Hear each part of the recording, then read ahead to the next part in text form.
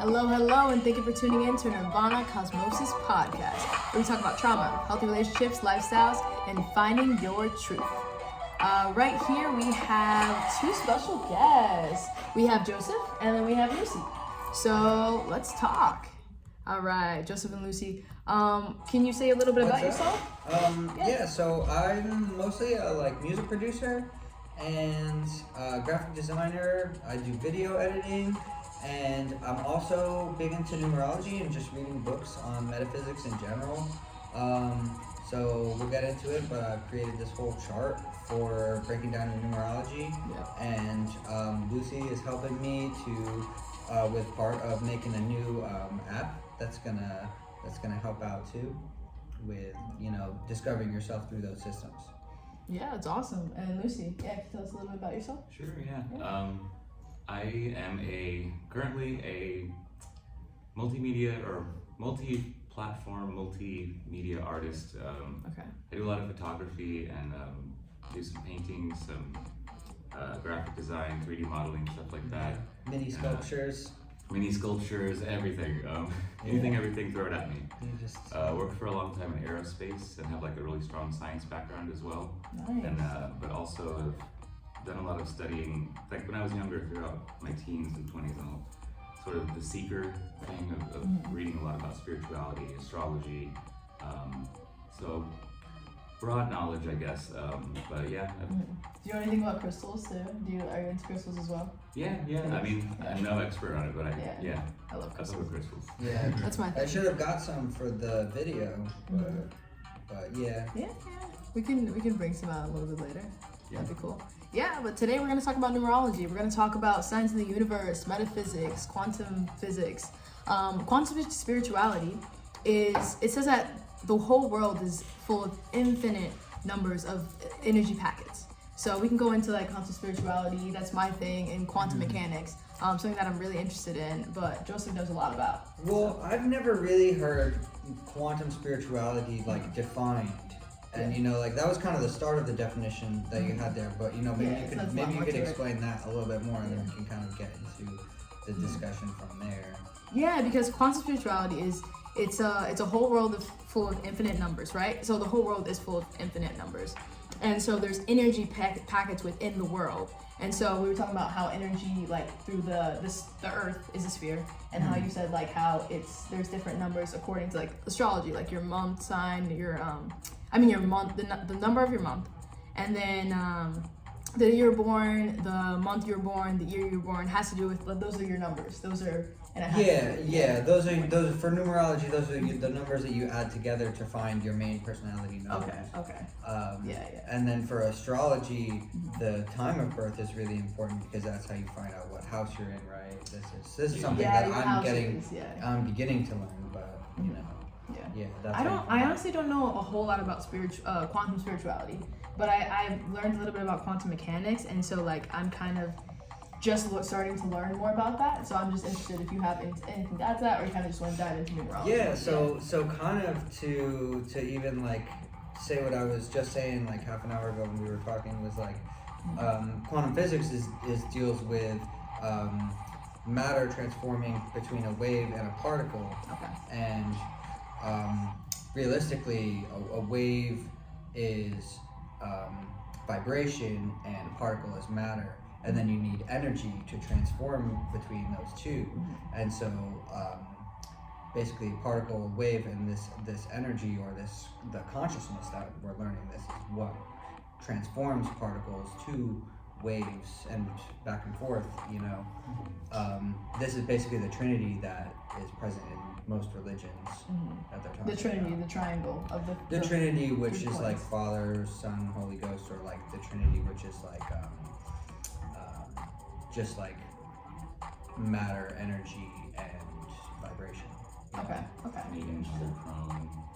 What was that? Maiden Mother Crone. Okay. And what's that? Wicca and witchcraft. It's Wicca, yeah. Phases of the moon, and also relating to the feminine energy, the sort of the goddess energy, the three aspects of that manifesting. Oh, okay. Yeah.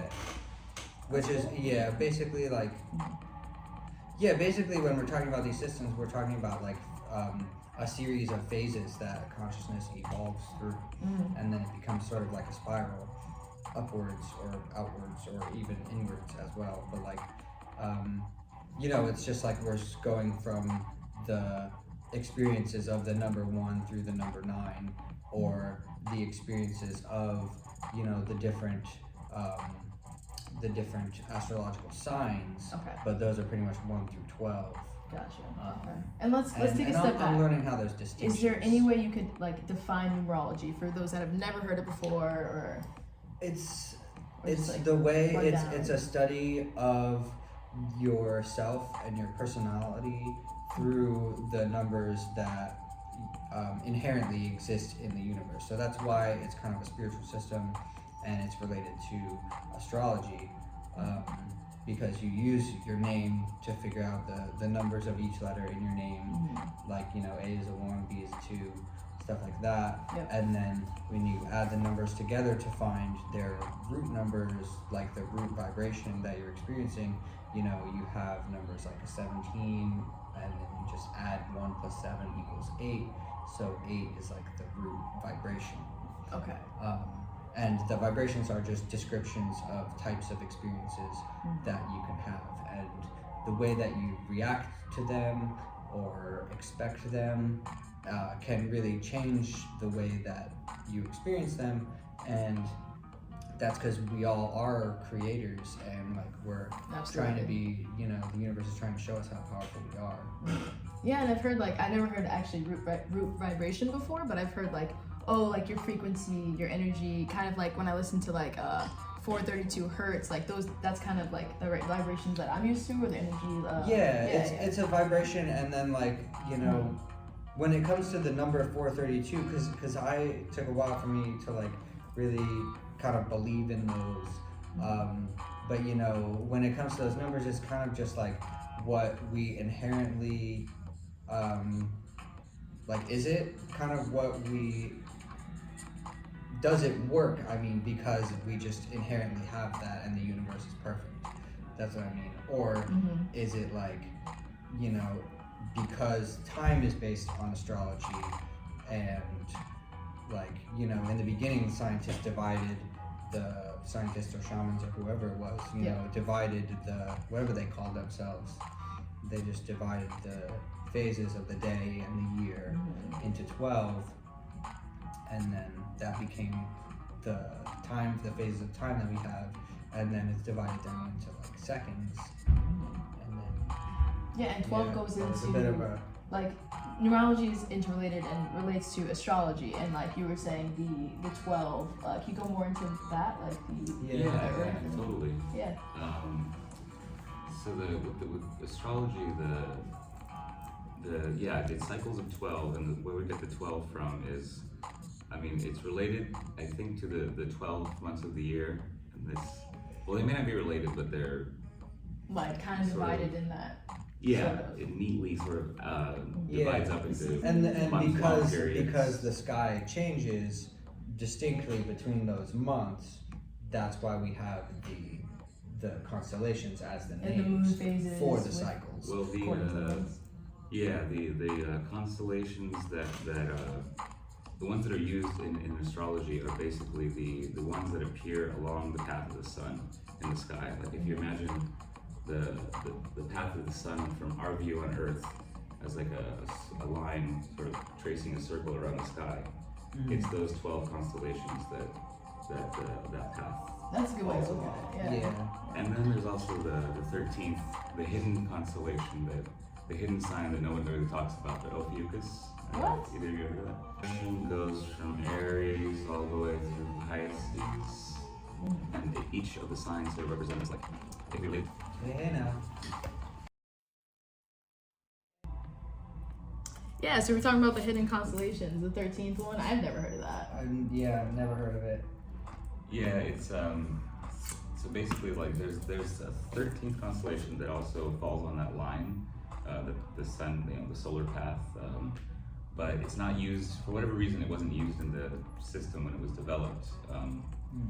So that's how we get the 12. But yeah, because there's 12 months, so like I wonder why they put the 13th in there. But yeah, where's the thing is, like, if there was a 13th, then there would be 13 segments that the zodiac would be divided into. Right. And then the degrees would change, the days would change. Yeah. You know, so yeah. It would So mess the way the everything up, system- basically. The way the system is, yeah. So you have different cycles within that. You have the 12 that forms the full, if you go through the signs Aries through Pisces, it's sort of representing all of the experience or stages that we go through as a human, as a person, as an entity incarnated from birth, very just existence, I am, all the way through Pisces 12th house, where you die I am that I am. dissolve And then you die, back into the yeah. universe, merge with everything that is. And so within that 12, then there's divisions of 3 and 4 and 2, and all of these parallels, and it really sort of highlights the duality thing too. Yeah. Quality of the universe. Yeah. Yeah. There's a lot of that in there when you start to get into Yeah, it. because the first dimension. This is also like, it's hard to explain, but I really recommend that you guys check out Initiation, the show on Gaia.com. But There's shows on Gaia.com? yeah, Oh, yeah. I gotta check it out. Yeah, so that's like in the first season, he explains like the geometry of the dimensions, and so the first dimension splits to form the second dimension, and then the second dimension forms a third dimension so that it can see the process of the second dimension. Okay. And so basically more and more like entities or like just spheres appear until it forms like a sphere. But really, like, it only More goes up. spheres appear. Oh, say that again? It goes 1 and then 2 and then 3, but it's like forming kind of a sphere. But really, in the show, it forms like a pyramid. It becomes a square in the 4th dimension, and then it's like that describes the cycles that we go through life. And so like this geometry itself is kind of like moving and duplicating, and it's also the geometry of our DNA, and we kind of like you learn that when you watch the whole show. It's a little bit crazy when I feel like I'm going really fast. But yeah, you have the 4th dimension as a square, then the 5th dimension comes up above that to see the process, then the 6th dimension goes down below to like balance out the process, and then the 7th dimension is at the center, and it describes the way that you go from the bottom to the top, and that's the the whole idea of 7, because we have 7 chakras, and they describe the like most base relationships to nature, to like the highest relationships to Does nature. it go to 12 dimensions or it stops at 7? So in our physical body we have the 7 chakras, but we have chakras that have been described and felt by plenty of people like that are above that. But you kind of just like merge with the absolute. Yeah. Chakras definitely go into a lot of like the connection with nature, the connection with like kind of like crystals kind of are my thing that we can bring up as well. I can kind of crystals are a big way to connect with nature. Yeah, to bring it back to nature, and like crystals kind of like the earth was formed from rocks and like dirt and stuff, and so crystals kind of come from the earth, and it's kind of cool that you look at a stone and it has this meaning since it's so ancient, and you can kind of like relate it to like. To me, it kind of if you're because as I've been learning this, and like I kind of have this fractal picture of the universe, it kind of shows me how like those materials, kind of just formed with each other and like found each other, and then formed into this thing, throughout ages and ages, and then they're all just like peppered throughout the universe and throughout the earth. And we kind of give meaning to those things. Yeah, but like those things, those things have like, well, you could say it's a meaning, but it's a vibration that they have because of their like, you know, chemical geometric structure. Yeah. You want to add to that? Like, it's just, well, yeah, I mean, yeah. there's just a lot. Once you get to that point, it's just like how, you know. Yeah, it's more than a meaning though. It's vibration. That's a good point. Yeah, like you brought up the idea that I was thinking of as well. I wanted to touch on that, like the crystal structure. You know, scientists can measure, you know, the specific diameters of the atoms and the bond lengths and the bond energies between within the crystal lattice, and how the way that all of that structure and geometry, like you said, affects how energy might propagate through it or be held within it or something like that. So yeah, I don't see why there wouldn't be a sort of an inherent vibration. Yeah, that's what creates the electromagnetic field, which is like, you know, the aura of anything, but we mostly just describe that to humans because we have like, you know. And we were talking about self-help, like, is there any way you can use like numerology or astrology in like a self-help method or way that you can like?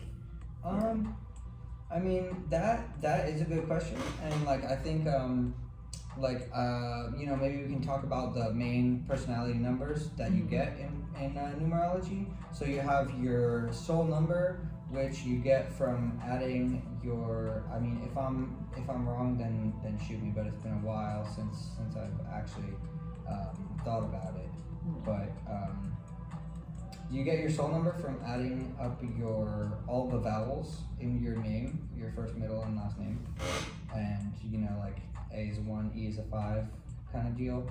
But then, you know, when you get to the higher ones, then, you know, you reduce the number by adding the digits together.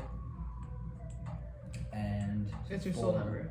Yeah, so for your soul number, that's like who you already are, your inherent expression of source. And then your personality number comes after that, and that you get by adding all of the consonant values in your name. And so that's kind of how you see yourself and how the world sees you and how you kind of present yourself to the world. And the third one is going to be your path of destiny number, which is your kind of like what you have to do to move forward with your life, your destiny. And so that one is kind of the most important one to focus on, in my opinion. And that is what's gonna, if you're kind of like meeting those energies, like you want to go ahead and use like some tool, but you can look up on any, I'm sure, website for free what your main 4 numerology numbers are. They just need your name and birth date.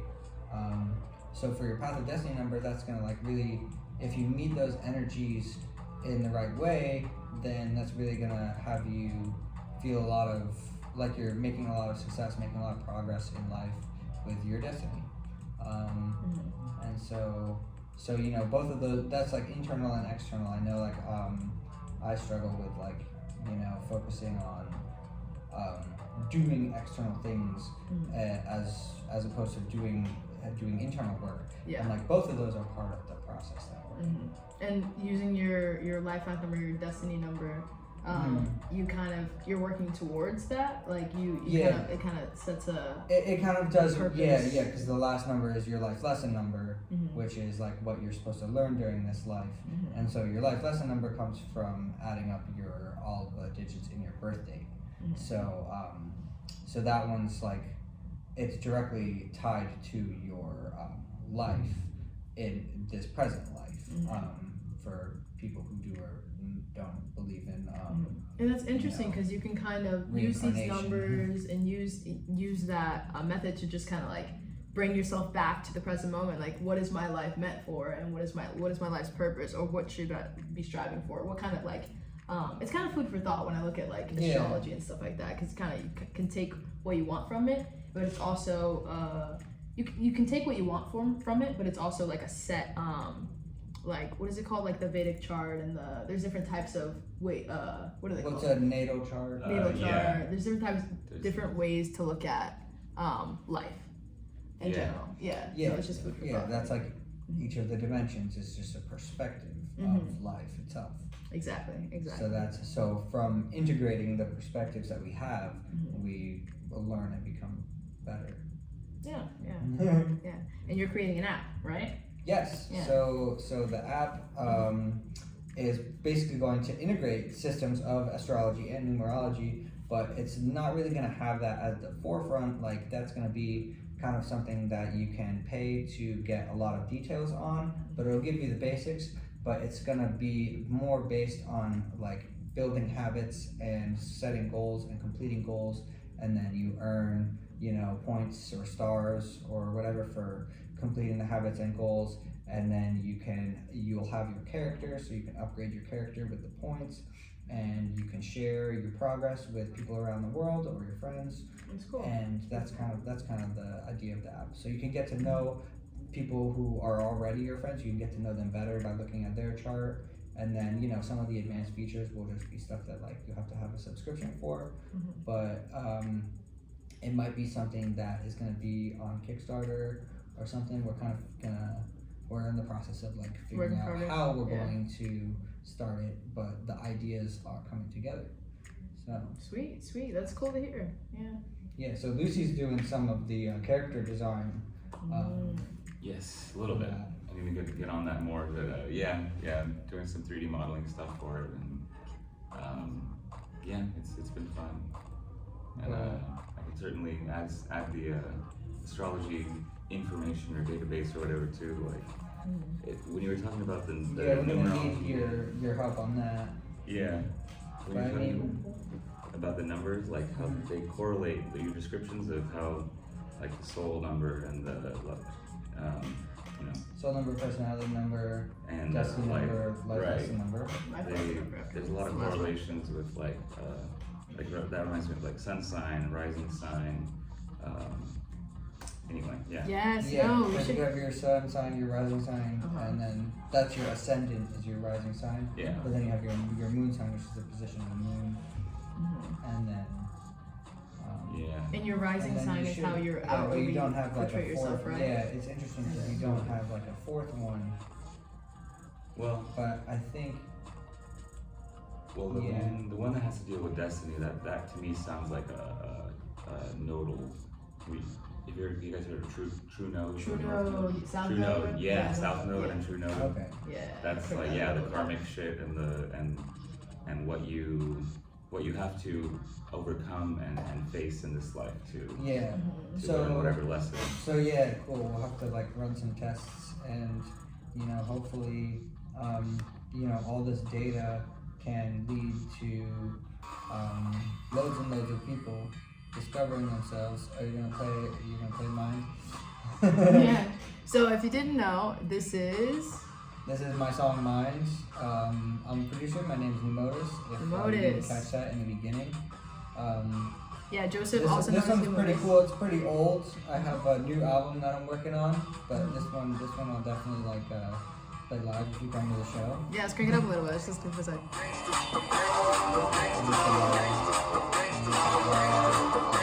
Yeah, it's on Soundcloud. It's also on YouTube, right? SoundCloud, YouTube. This one's on Spotify too, I believe. Spotify. Okay. Cool. Numotus. Numotus. Yep. I should have brought the stickers to show off, but we can put a picture. Yeah. Yeah. So you're about to explain. So, well, we got my stickers. Oh yeah. So. Nice. Yeah, I'll show it up to the camera. That's my old logo, but it's still like old logo. Pretty sick. You can keep those. Really? Yeah. All right, I have to stickers get rid for of you them too. and then make stickers for the new one, or for with the album cover on it. Appreciate it. Yeah. I was gonna ask Luci, like, what are some of your favorite projects that you've done? Because you got a whole website full of them. Yeah, well, so what I got on my website is mostly some like photographs and digitally manipulated. I've added to them some with like illustration programs or a lot of like editing and stuff. So it's just abstract, crazy stuff. But there's a kind of an example of some of it. Yeah. Do you want me to hold it up, or you got it? Sure. This is, you had one in there in that other room that I really liked. So this one first. This one, Yeah. yeah. That's one still work in progress, but Not this one, the next one. This is the one that I really like. It's like a little underwater scene. But Cute he's little like, coral guy. he's like, I'm a fire in my Is this a little crab at the bottom, or it's kind of? It's like a. I don't know. I gotta didn't draw Nemo in there. Yeah. Well, I got a shark in there. But yeah, Oh, it started as like this paper had gotten wet.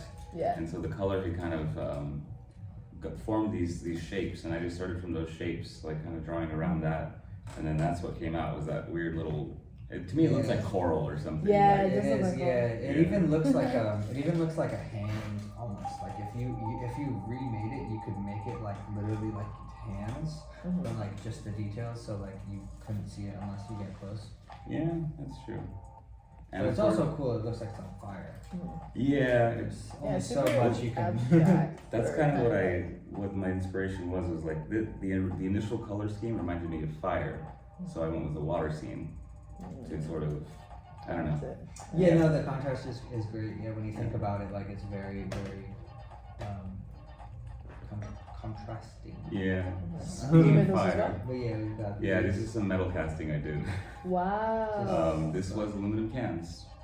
Basically, I built a little foundry. Yeah, of course. And literally Aluminum just with cans. Spare wood from my mom's deck that she was getting rid of. I melted down the cans and cast this little, whatever this is. Well, that's an interesting shape for sure.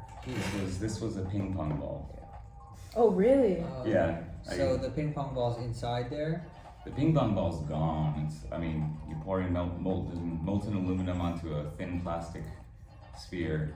Okay. The thin plastic sphere is gonna be gone. Yeah. So, but this is hollow. No, it's not hollow. No, the aluminum. So you created a mold for it. Yeah. Basically, it burns through the top and then. It just was filled a in the mold, space. kind of. Yeah, I put the ping pong ball packed into like wet sand, and then pour the aluminum. It fills up, and then this was what was like left on top. The over pour. But then, kind of reminds me of the Death Star a little bit, or like a moon. Like. Yeah. I don't know. Yeah. Well, it's like a moon.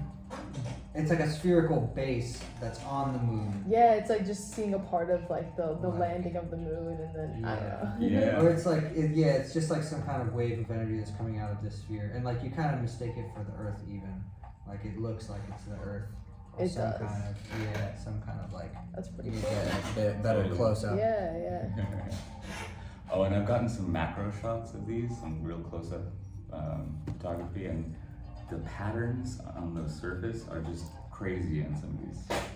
I'm just geeking out on. That's cool. Yeah, the metal. organic processes, basically what you were talking about earlier. I don't know if you said it in the podcast, but like the universe being created from an infinite amount of numbers or just Energy experiences, energy patterns, energy packets. Packets. Yeah, and those energy. I think when it comes to that, like the energy packets are like the packet is like the information about the energy, because that's like where you have this dualistic relationship between like the experience and the knowledge of the experience, which is like a whole Buddhist Taoist thing that they talk about a lot. But it's I don't know if people really want to hear us rant about epistemology. I don't even know what that is, but Exactly. I know we brought out crystals as well, so Yeah, there's quite a few cool ones that have. I don't know if I remember what all these are, but this is a Lemurian seed crystal. Lemurian seed. So it's just quartz, but it has like a code written in it. No way. Much. Okay. Yeah. With the lines. Yeah, with the lines, like you can't read the code, but like I feel like it just like brings the experiences to you that teach you what the code is. This is like orange calcite. This one. I like this one because of the lines. It looks kind of. Yeah, that's why I got that piece specifically. This one I honestly forget. I feel like this is red epidote, and then this is like regular epidote. but that one's like red epidote and quartz. Or this looks like a happy jack. I've got like a happy jack one time. It's like this crystal I got from where was that, Arizona? and you know what these are, I think. These two. Lapis lazuli. Yeah. And then amethyst. The lighting is good, but Don't I'll just show it's each one of them. decent, but- yeah. Don't get your lapis lazuli Show wet. the Don't- pyrite. No, Yeah. That part of one's it very dissolves. cool. Yeah, the pyrite. I love pyrite. It's just it glistens, and it kind of looks similar to like the aluminum in some way, shape, or form. Yeah, it definitely was had more of a gold look when I bought it, and it faded a little bit. I feel, but it's still nice. The way that it kind of clusters. But he's got he's here. Rose quartz, right? Rose quartz, yeah. Yes. Nothing fancy, but it's what I Rose got. quartz is wonderful. It really is. It's a nice it's like a love energy, but like pure, not the sort of romantic love energy that people think of as love, but like just the actual care and like heart energy. Yeah, love is passion, which this is from an episode of Initiation on Gaia. He says like love is passion, which is compassion, which is feeling passionate for all the aspects of life.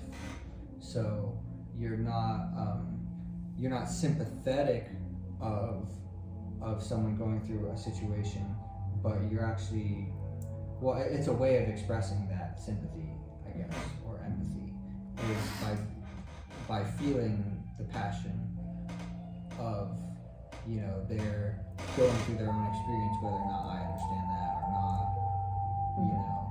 You can understand that that's like where, we all have to kind of like meet our lives. Okay. I guess, like with a feeling of passion. Yeah, I would agree. Are you all open to doing like a brief meditation? Sure. Grounding exercise? Sure. Yeah. That's what I usually close out each episode. At this point, I'll bring up the whole thing. This book is one of the books that really changed my life, Awakening Healing Energy Through the Tao by Mantak Chia.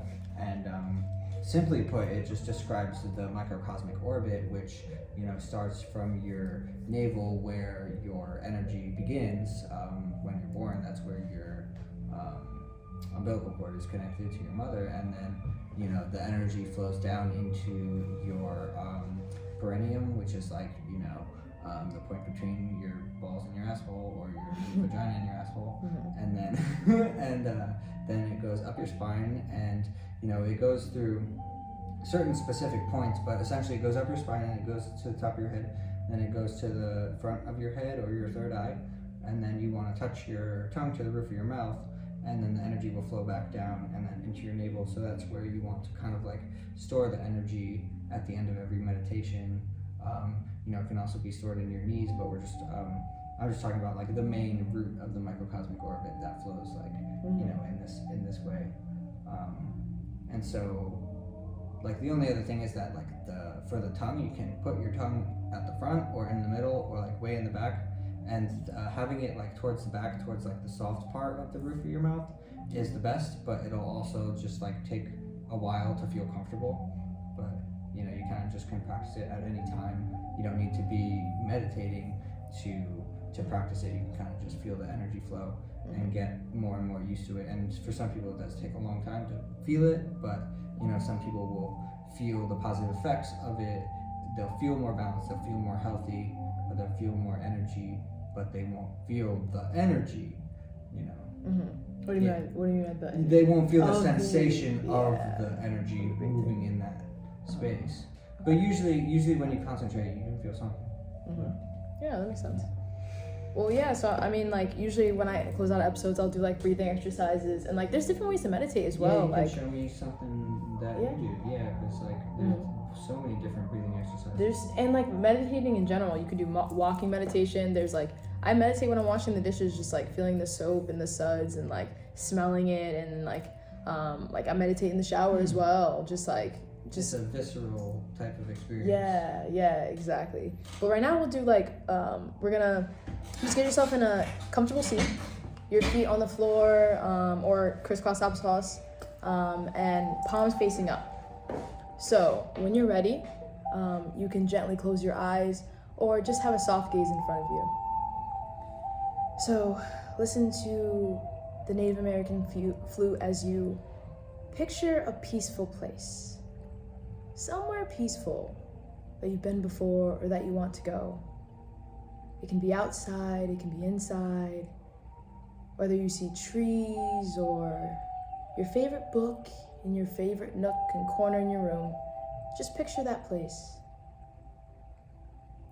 And I want you to breathe in for 4 seconds and breathe out for 6. When you breathe in, make sure you're breathing from your diaphragm. When you inhale, your belly is going to contract. When you exhale, your belly is going to expand. So we'll do this a few times, breathing in for 4 seconds, breathing out for 6.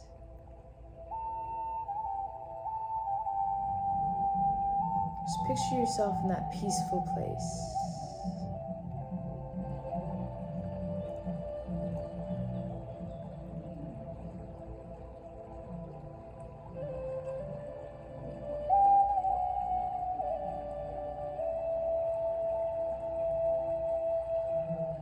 What do you see?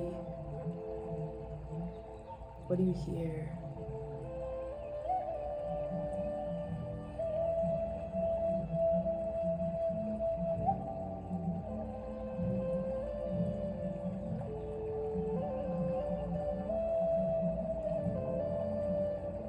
Breathing in for 4 and out for 6.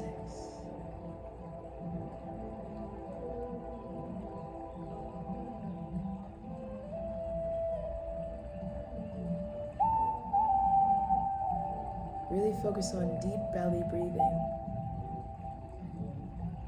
Using your imagination.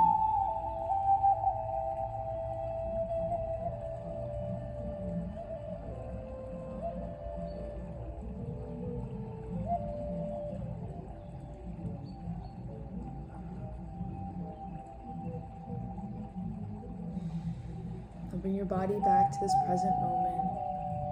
Touch your thumb to your fingertips, to your middle finger, to your ring finger, to your pinky. Wiggle your fingers and your toes. And when you're ready, open your eyes.